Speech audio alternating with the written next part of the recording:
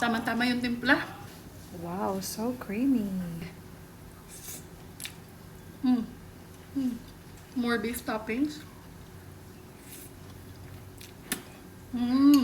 My food, my style. At ganito ko lutuin ang aking Filipino version, carbonara. Cheesy, milky, and creamy like how we Pinoys love our carbonara. So if you haven't tried this recipe, tara, samahan niyo ako and let's do this! At bago tayo magluto, para maging very Christmassy na talaga ang ating vibe dito, sindihan ko lang ito ating mga Christmas candles. And so eto na, magluto na tayo. Uunahin natin pagluto ang pasta.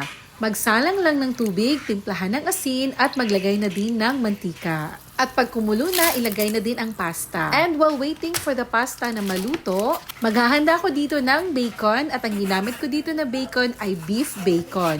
Hiwain lang ng pa-square. Or gaya nitong ginawa ko. Next naman ay meron ako ditong ham at hiwain ko ito ng pa-cubes. Ang ginamit ko naman dito ay chicken ham. At pagkatapos kong mahiwa itong ating ham at bacon ay itatabi lang muna natin at balikan ko na yung aking nilulutong pasta. At tamang-tama, sakto na pagkaluto ang ating pasta, hahanguin na natin to. Etong pasta natin, hindi ko siya in-overcook kasi iluluto pa natin to dito sa ating white sauce.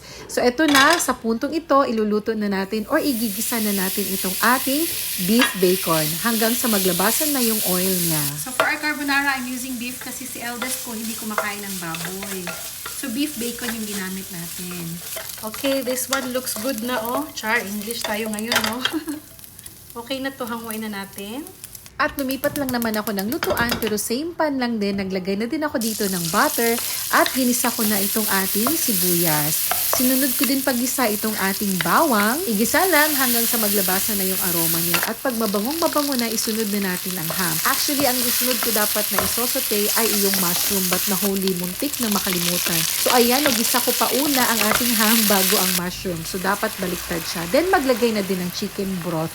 As for the chicken broth, chicken cube lang ginamit ko. Tapos tinunaw ko lang sa mainit na tubig. Next naman ay naglagay ako ng evaporated milk. For the milk, kahit anong brand na evaporated, pwedeng-pwede po. So, haluin lang natin ng haluin at wait natin na hanggang sa kumulo na ito. At pagka kumulo na ito, ay dito ko na ilalagay ang ating nalutong fettuccine pasta. At syempre, halu-haluin na natin to ng maayos para naman mag-evenly combine yung mga ginamit natin na mga ingredients dito. At eto, I'm not sure kung ako lang, no? But ako naglalagay ako ng all-purpose cream pag nalunod ko na ang pasta. So, huli ko siyang nilalagay. Then, isasama ko na ang ating cheese at dito ko pa siya imimix sa mainit na apoy. Ang goal natin dito ay mapalapot natin ang ating cream kaya nandyan pa rin yung apoy. Take note, in low heat lang. At timplahan na din natin ng asin at paminta. Meron ako ditong herbs na mga parsley at iba pa. So, dito, nanguha na lang ako dito at hiniwa-hiwa ko na ito ng maliliit. At ginarnish na natin dito sa ating creamy, milky, cheesy carbonara. O, diba kita nyo naman yan, napaka-creamy at napaka-milky ng ating carbonara. Syempre, hindi mawawala ang ating toppings, itong beef bacon na ginisa or pinrito natin kanina. So, ayan, ready na ang ating beef carbonara, Filipino style version ni Yuri. Tikman na natin mga kayamis! Okay, finally, here's our carbonara. The moment of truth. Thank you, Lord, for this food. Amen. Tikman natin.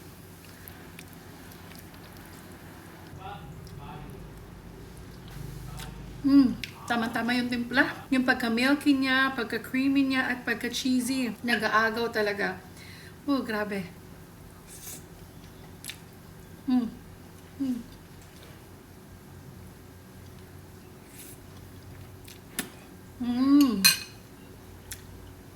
You should try this.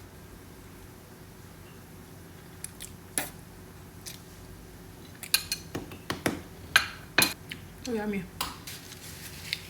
Sana'y matry nyo ito mga kayamis at sana'y magustuhan nyo din.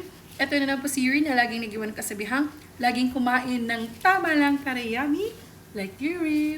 Shh, ate.